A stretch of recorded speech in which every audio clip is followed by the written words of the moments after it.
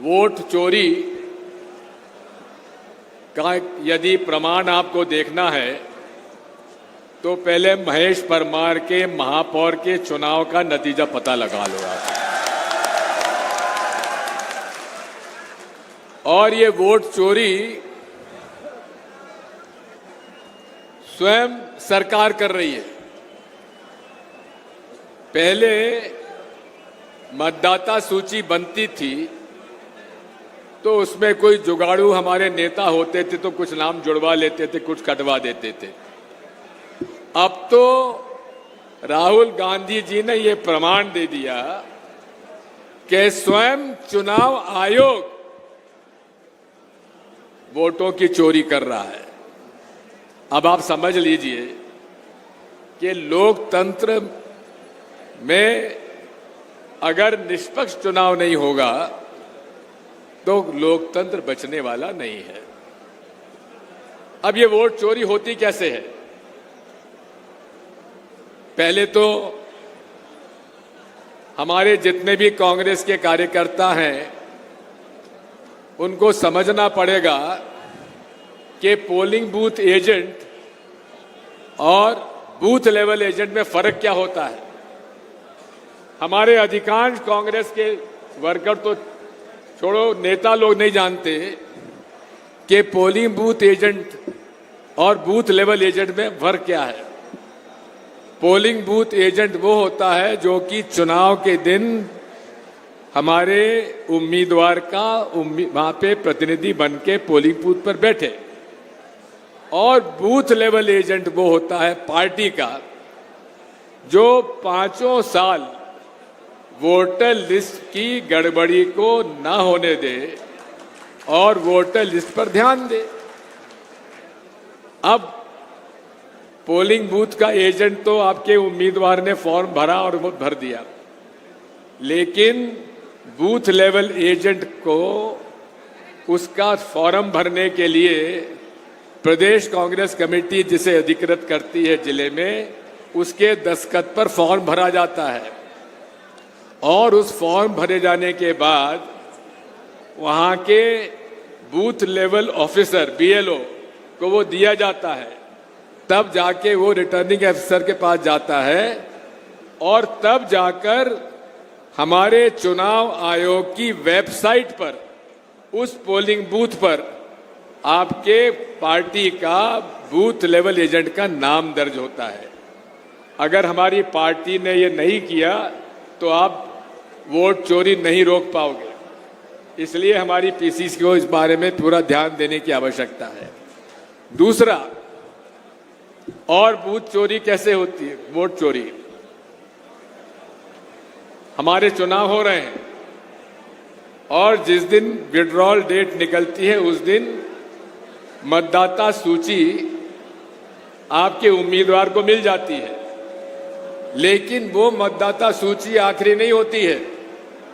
उसके बाद भी सरकार के अधिकारी कर्मचारी वोट काटते हैं, वोट जोड़ते हैं, और जब प्रिसाइडिंग ऑफिसर के पास सूची जाती है वो कैंडिडेट की सूची से अलग है।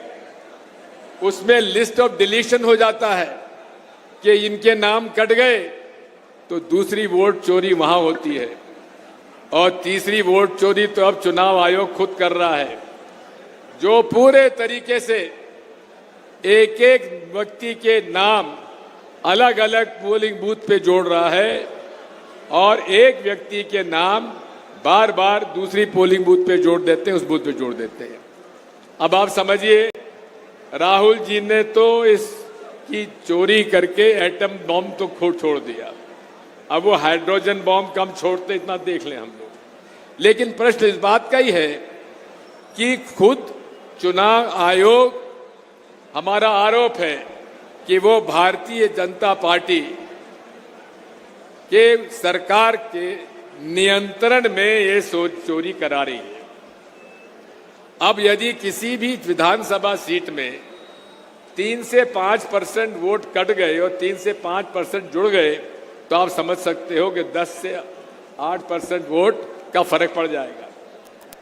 दूसरी बात, अगर वोट चोरी आपने पकड़ भी ली तो उसके बाद मशीन चोरी पर भी ध्यान देने की आवश्यकता है।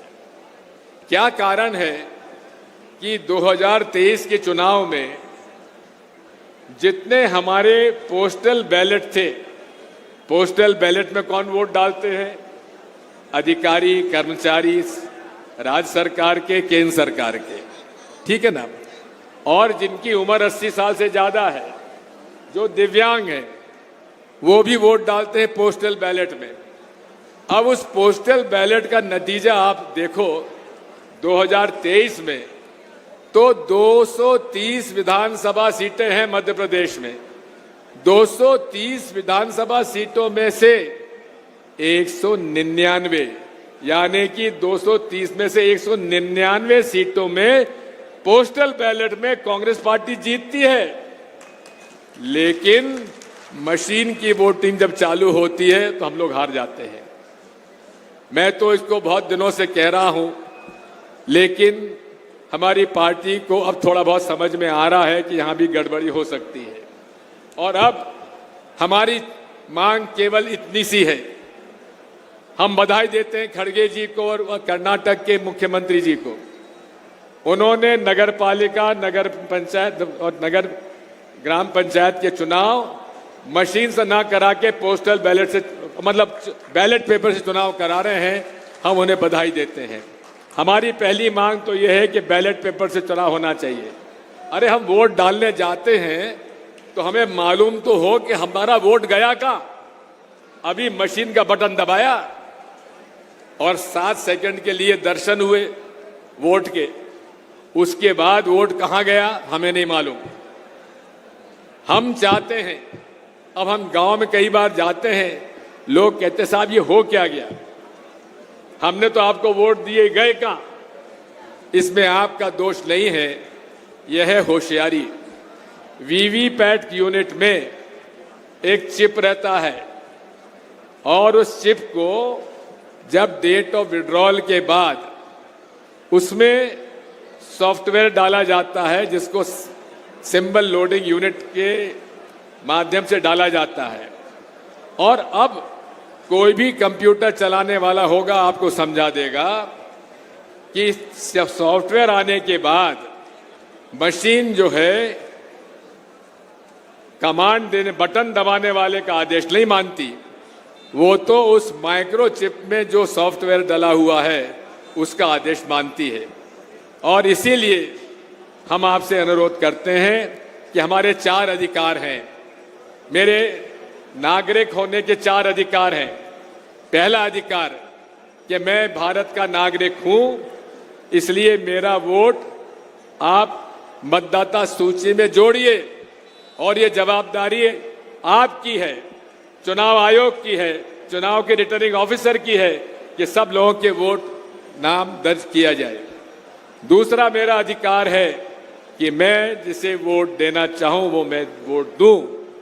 और तीसरा अधिकार मेरा सबसे है आवश्यक कि जिसको मैंने वोट दिया है वो वोट वहां गया है कि नहीं ये गया है, मुझे मालूम तो होना चाहिए कि नहीं होना चाहिए, बताइए आप। अब कैसे मालूम हो? मशीन खोल के तो आप दे नहीं सकते। आपने 7 सेकंड के लिए देख लिया, लेकिन जो वीवीपैट स्लिप में वोट गया वो आपने जहां वोट दिया है वो गया कि नहीं गया। इसलिए हम मांग करते हैं कि आप, हमारा ये अधिकार है कि हमने जिसको वोट दिया है वो हमारे वोट हमारे हाथ में आना चाहिए। अरे आप वीवीपैट स्लिप जो है डब्बे में क्यों डालते हो? हमारे हाथ में दे दो, हम उसको देख लें, उसको देख के हमको संतुष्टि हो जाए कि हमने जिसको वोट दिया है वो वोट सही जगह गया है, और उसको मोड़ के हम मतपेटी अलग से रखी रहे, उसमें हम मतपेटी में वोट डाल दें। ये अधिकार आपको मिलना चाहिए कि नहीं मिलना चाहिए, बताइए।